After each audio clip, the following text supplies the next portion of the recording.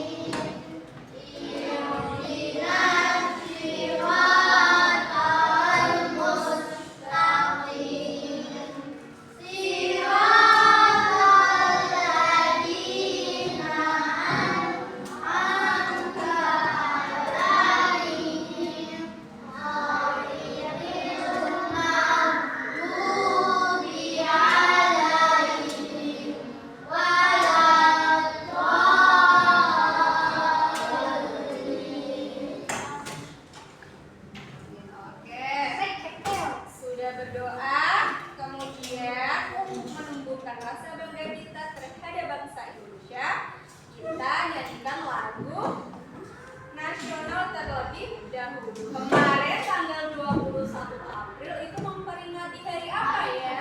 Orang hari ini pakai baju apa kalian? Pakai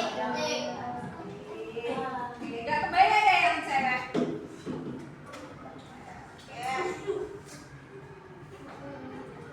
Oke, coba kalian semua berdiri yuk.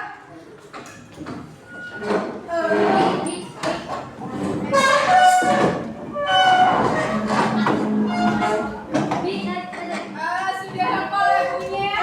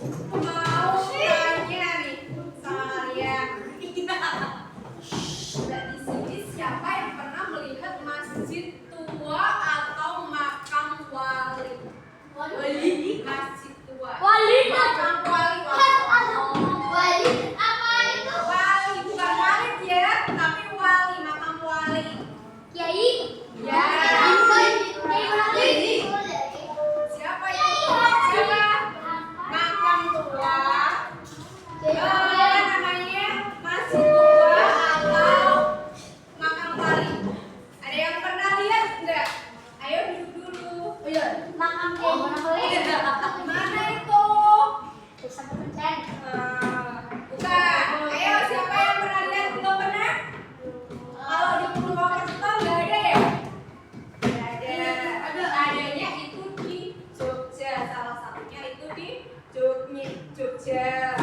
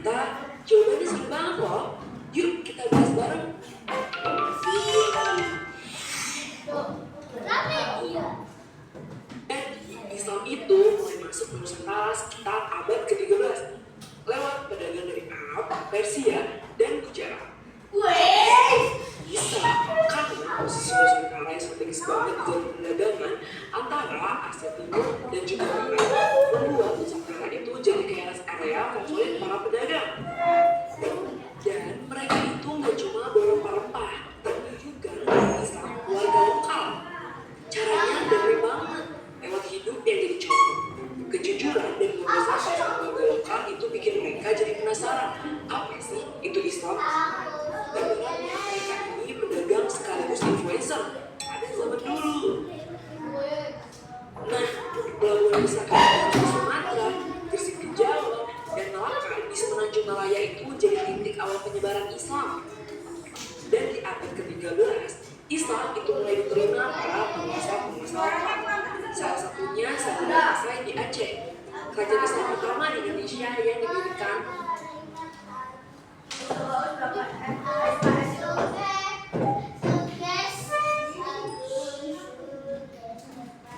Yang lain, coba. Siapa yang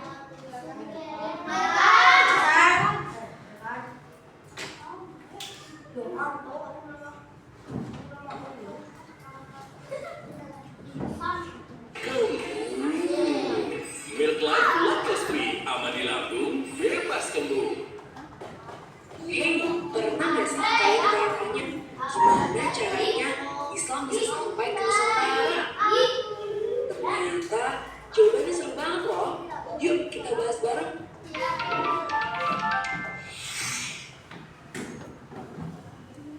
Dan Islam itu masuk ke Nusantara sekitar abad ke-13 lewat perdagangan dari Arab, Persia, dan Gujarat. Kok bisa? Bisa karena posisi Nusantara yang strategis banget di jalur perdagangan antara Asia Timur dan juga Barat membuat Nusantara itu jadi kayak rest area favorit para pedagang. Dan mereka itu nggak cuma bawa rempah, tapi juga mengenali Islam ke warga lokal. Caranya damai banget, lewat hidup yang jadi contoh. Kejujuran dan ngobrol santai sama warga lokal itu bikin mereka jadi penasaran. Apa sih itu Islam? Ibaratnya mereka ini pedagang sekaligus influencer pada zaman dulu. Nah, pelabuhan besar kayak Barus di Sumatera, Gresik di Jawa, dan Malaka di Semenanjung Malaya itu jadi titik awal penyebaran Islam. Dan di abad ke-13, Islam itu mulai diterima para penguasa-penguasa lokal. Salah satunya Saddam Hussein di Aceh, kerajaan Islam pertama di Indonesia yang didirikan Sultan Malik As-Saleh. Penyebaran Islam itu makin kencang di abad ke-15 berkat yang namanya waris sunnah, 9 pelanggan yang pintar banget. Mereka itu mengenali Islam lewat budaya-budaya lokal kayak wayang kulit dan juga seni tari. Nah, jadi Islam itu masuk pelan-pelan tanpa menghapus budaya-budaya asli kita. Cerdas banget kan? Samudra kerajaan Islam pertama di Nusantara yang didirikan di Aceh pada tahun 1267 oleh Sultan Malik As-Saleh. Kerajaan ini jadi pusat perdagangan internasional dan penyebaran Islam di bawah Sultan Mahmud paling akhir. Sayangnya, Samudra Pasai ini runtuh di abad ke-16 akibat serangan Kesultanan Aceh dan melemahnya perdagangan. Tapi peninggalannya kayak makam Sultan Malik As-Saleh dan juga kelebihan itu masih bisa kita temuin sampai sekarang. Selain Samudra Pasai, ada juga yang namanya Kesultanan Demak. Kerajaan Islam pertama di Pulau Jawa. Demak didirikan pada akhir abad ke-15 oleh Raden Patah setelah Majapahit melemah. Dan ini merupakan raja-raja Demak yang pernah berkuasa. Dan di bawah Sultan Trenggana, Demak ini mencapai puncak kejayaannya dengan memperluas wilayah hingga Jawa Timur dan sebagian besar Jawa Tengah. Tetapi konflik internal ini melemahkan kerajaan hingga akhirnya runtuh setelah diserang oleh raja yang dipimpin oleh Jalaladdin. Salah satu peninggalannya yang masih ada adalah Masjid Agung. Terus ada Masjid Islam yang awalnya ini bagian dari Majapahit. Didirikan oleh Sriwijaya sekitar tahun 1586 setelah mengalahkan kerajaan Majapahit. Di bawah Sultan Ahmad II, kerajaan ini mulai melemah dan mengalami perpecahan. Dan salah satu peninggalannya yang masih ada adalah Masjid Agung Kota Gede. Dan selanjutnya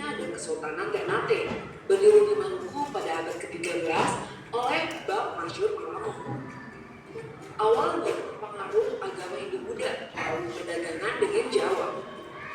Setelah Islam menjadi agama resmi, Sultan Zainal Abidin itu menjadi sultan yang pertama. Dan sementara Sultan Bahulo itu dikenal karena keberhasilannya mengusir Portugis pada 1575. Nah, kekuasaan Ternate ini mulai melemah akibat dagang dan tekanan dari kolonial Belanda. Namun peninggalannya yang masih ada itu meliputi Benteng Kalamata dan juga Istana Sultan Ternate. Dan selanjutnya ada Kesultanan Tidore, berdiri pada tahun 1486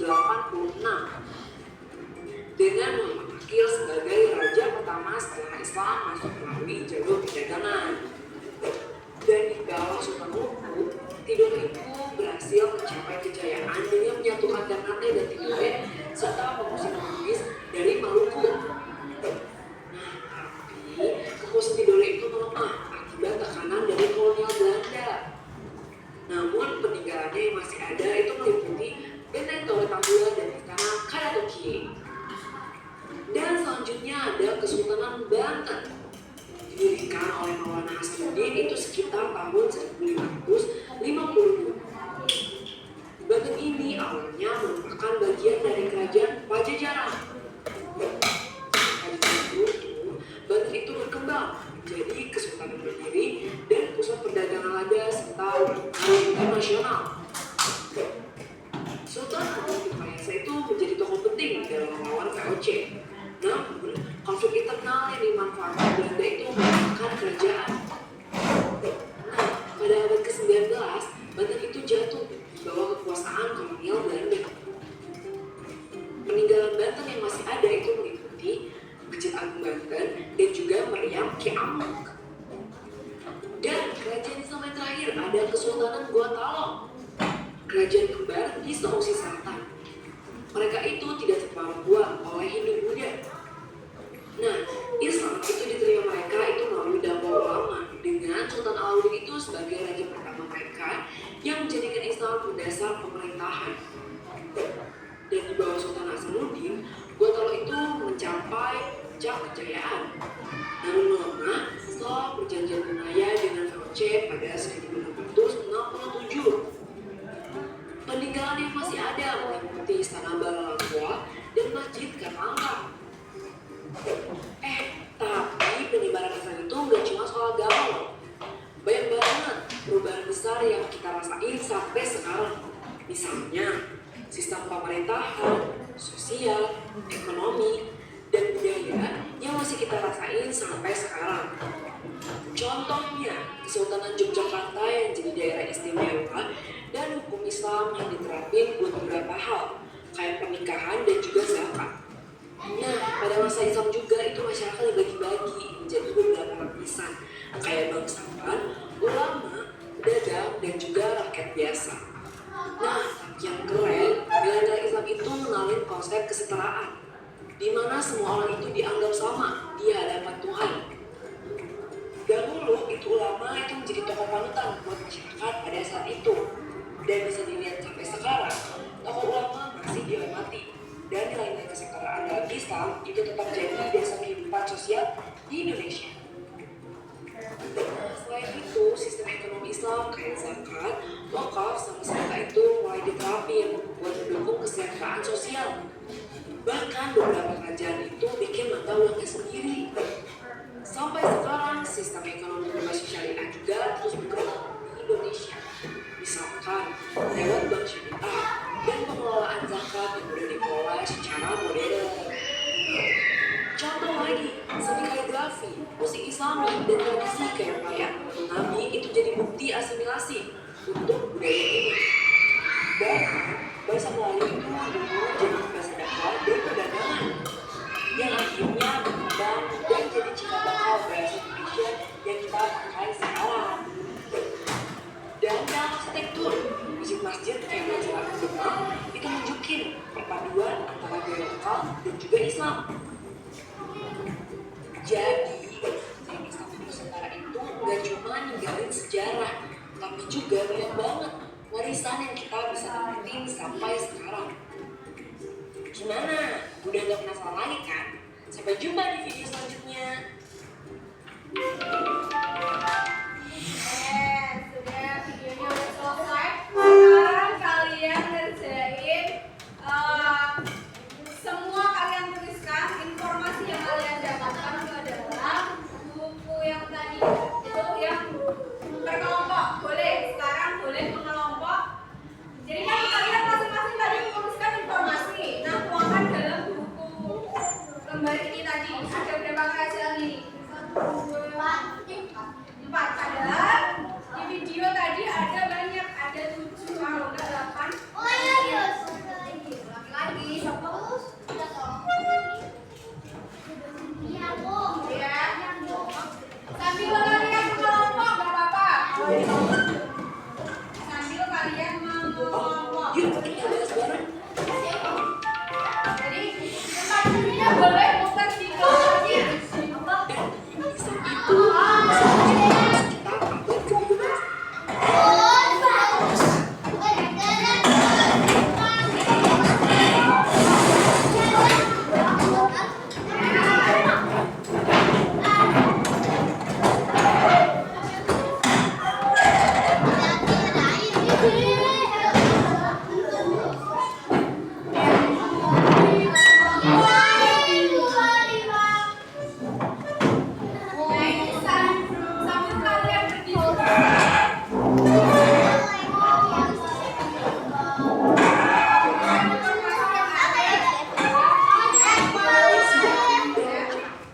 Kok bisa?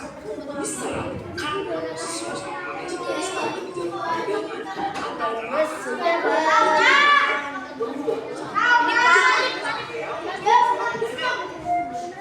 pegangan mereka itu nggak cuma berdoa, warga lokal, caranya berbeda. Kejujuran dan itu bikin mereka jadi penasaran. Itu bisa. Mereka itu pedagang sekaligus influencer. Yang bisa kayak di Sumatera, di Jawa, dan Malaysia jadi titik awal penyebaran Islam. Dan di abad ke-13, Islam itu mulai diterima orang asal Pak. Salah satunya si bangsa Aceh. Jadi Islam pertama di Indonesia yang didirikan oleh Islam itu makin kencang. Di abad ke-15, berkat yang namanya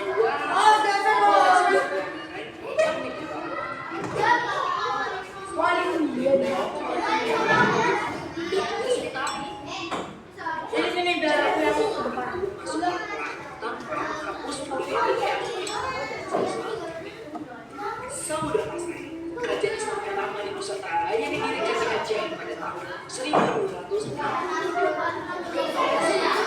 Asalnya, kerajaan ini nasional dan perubahan Islam nasional.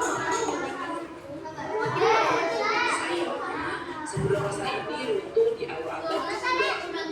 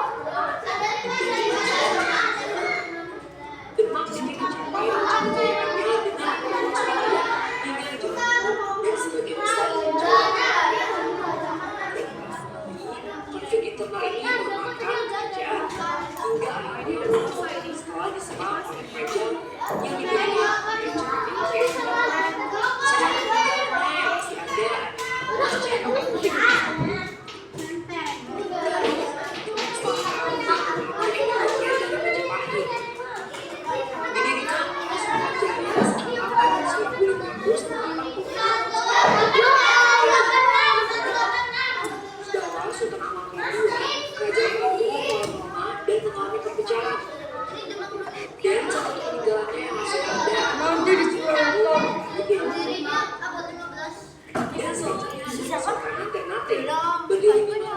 abad ke-13 oleh Bank Nasional. Menggunakan dengan Jawa. Setelah itu menjadi negara resmi, Sultan Jawa bertanya dan sempat dikenal karena keberhasilannya mengusir Portugis pada 1470. Nah, kekuasaan Ternate ini mulai lemah akibat dan tekanan dari kolonial Belanda. Namun peninggalannya yang masih ada di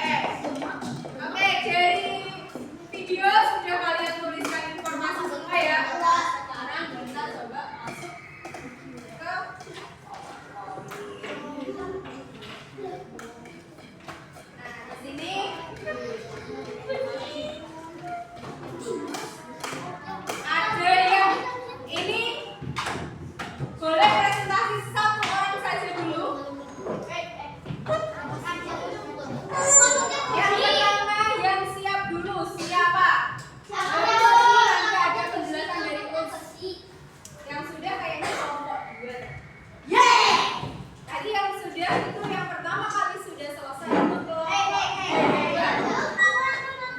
Iya, nanti habis kelompok 2 kita lihat PowerPoint, habis itu lanjut ke kelompok yang lain. Oke, kelompok 2 boleh maju dulu buat presentasi hasil dari transformasi di video. Sebelumnya boleh tepuk tangan dulu karena kelompok 2 yang pertama kali selesai.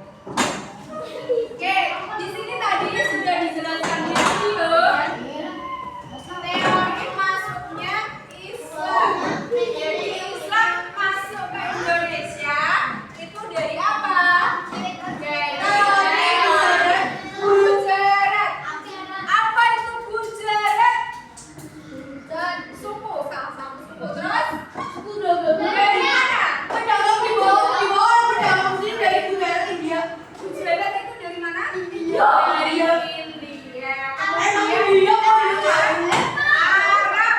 Jadi Arab ya. Terus ada Persia. Jadi ada 3 itu. Nah, di sini jalur masuknya itu lewat perdagangan.